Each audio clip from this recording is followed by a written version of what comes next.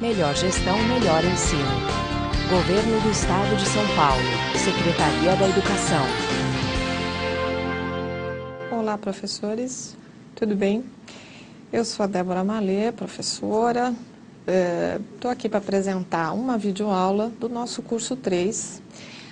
Esse curso é um curso focado na nossa área, que é língua portuguesa. E essa videoaula, ela tem o objetivo de tratar um assunto bastante específico, que é a questão do gênero e da sequência textual. Um dos módulos do nosso curso, que é esse primeiro módulo, ele vai focar nesse assunto, gêneros e sequências. Então, a ideia é fazer uma aula rápida, não uma aula extremamente longa, para que a gente converse um pouquinho, então, sobre esses dois conceitos e vá pensando em como atrelar os conceitos à sala de aula, que é o nosso grande objetivo, né? Quer dizer, que não seja uma teoria pura, mas uma teoria que a gente consiga levar ali para a sala de aula em qualquer ano do ensino fundamental ou do ensino médio. Bom, como é que a gente então começa a ideia? Eu acho que a ideia de pensar o gênero é sempre pensar que a gente tem que estar e sempre estar inserido numa situação de comunicação. Tudo aquilo que a gente vai, de alguma forma, expressar, qualquer tipo de movimentação nossa, de alguma forma, se insere numa situação de comunicação.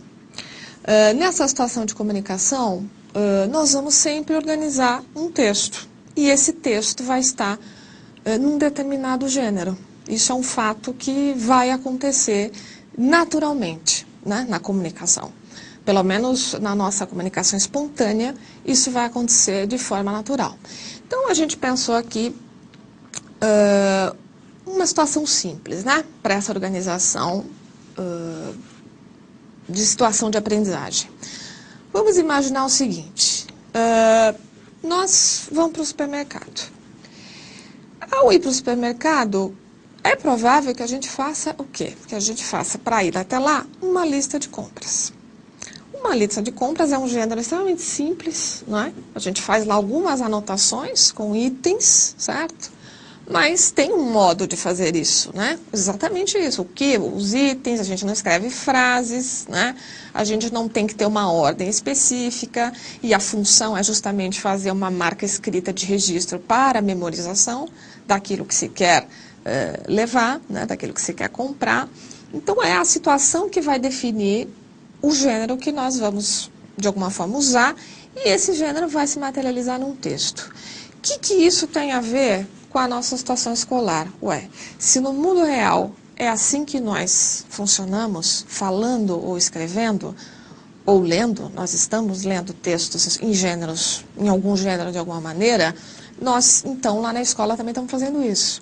Então, estamos lendo os gêneros, estamos escrevendo esses gêneros e, ao falar, também estamos organizando nossa fala em gêneros.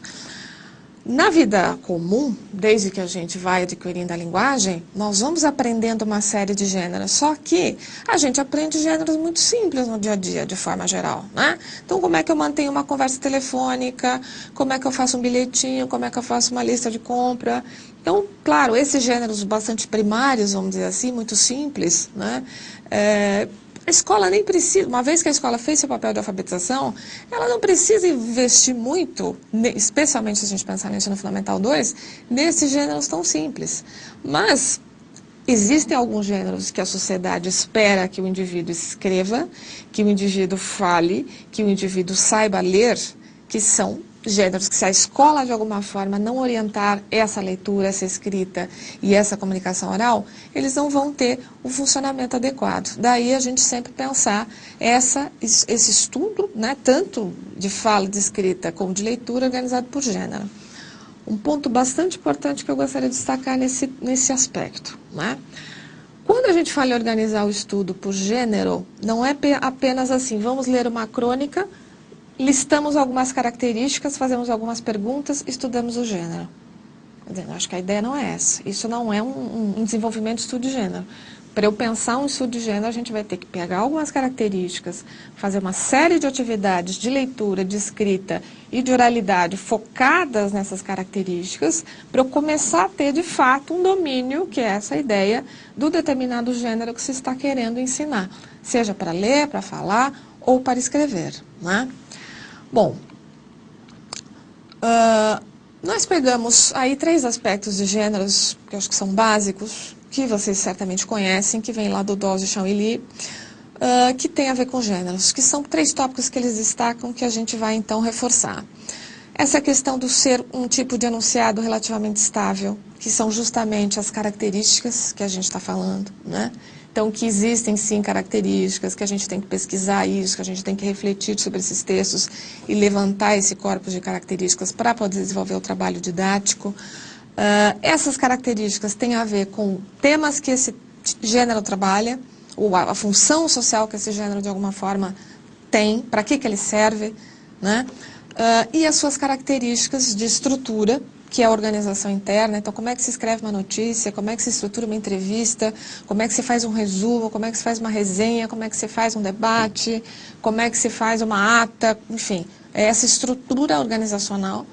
E as questões de estilo, que são essas questões ligadas a aspectos linguísticos. Tem textos que eu uso a primeira pessoa, tem textos que eu uso uma linguagem mais coloquial, tem textos em que a gente usa a fala direta, a travessão. Então, são todas essas características que são mais usuais, gramaticalmente falando, na escrita num determinado gênero, né? E uma outra coisa que reforça o que a gente disse no começo, o gênero tem a ver com a situação de comunicação. Então, eles vão ser usados, né, e eles vão se materializando nos textos de acordo com a situação em que a gente está e o que a gente quer e o que as pessoas que estão conosco querem nessa situação de comunicação. Então, se eu estou querendo trabalhar de alguma forma uma narrativa por alguma razão, eu vou escolher um texto, um gênero de texto que tem a ver com esse contexto, porque é essa a expectativa. É mais ou menos, para dar um exemplo que escapa um pouco, mas que tem a ver, o aluno vai fazer uma produção de texto, por exemplo, para o Saresp, uma produção de texto de vestibular, do Enem, se pede uma dissertação argumentativa, o aluno escreve uma história. Quer dizer, ele está totalmente saindo do gênero de alguma forma, então aí a interlocução não funcionou. Ele não está usando o gênero adequado àquilo que se espera, né? Então existem várias situações em que isso acontece. Bom, e as sequências, né? A gente começou e destacou que a gente tem que relacionar gêneros com sequências de alguma forma. E aí, o primeiro pegar, então, o esclarecimento dos autores para a gente comentar e relacionar com a sala de aula. O Dawes e Champilly vão dizer o seguinte, que os agrupamentos tipológicos ou sequências textuais, que nós aqui vamos entender como expressões sinônimas, né? E são basicamente o narrar, o relatar, o argumentar, o expor, o descrever ações, de acordo com a concepção dos autores, são modos de organização que dão maior heterogeneidade aos gêneros. Então, são modos de organização que, de alguma forma, permitem combinações que vão criando justamente a diversidade do gênero. Então, o que nós poderíamos pensar? Se eu penso que existe uma sequência tipológica narrativa, isso significa que essa sequência ela vai estar combinada com outras sequências ou de uma forma relativamente específica dentro de um gênero chamado crônica, também dentro de um gênero chamado, por exemplo, romance, ou de um gênero chamado conto, né? Mas essa organização narrativa, de alguma forma, vai permitindo com que esse gênero justamente possam variar, que eles possam ter cada um a sua cara, a sua forma, a sua função social. Quando a gente vê hoje os gêneros de internet, a gente vê muito isso. A cada dia surge um gênero novo. Em algum momento falou-se lá do Facebook, aí você tem lá então o curtir, você tem aquele tipo de texto do Twitter, aí você tem o torpedo, então você vai tendo gêneros diferentes, né, mas todos ligados a esse novo contexto. É claro que esses gêneros novos vão saindo de organizações que já existem, e as sequências elas dão essa sustentação. Agora, o que é o importante a gente pensar? A sequência é um modo, talvez, de organização até que se vai aprendendo na vida. Quer dizer, se a gente pedir para uma criança pequena, relativamente pequena, contar uma história, lá do jeito dela, ela vai contar essa história, se ela é capaz de narrar. Ela pode não fazer uma crônica, ela pode não fazer um conto, mas ela narra. Então, isso está ali organizado, mas a gente tem visto que no processo escolar as pessoas não estão dando o salto dessa estrutura sequencial para um gênero.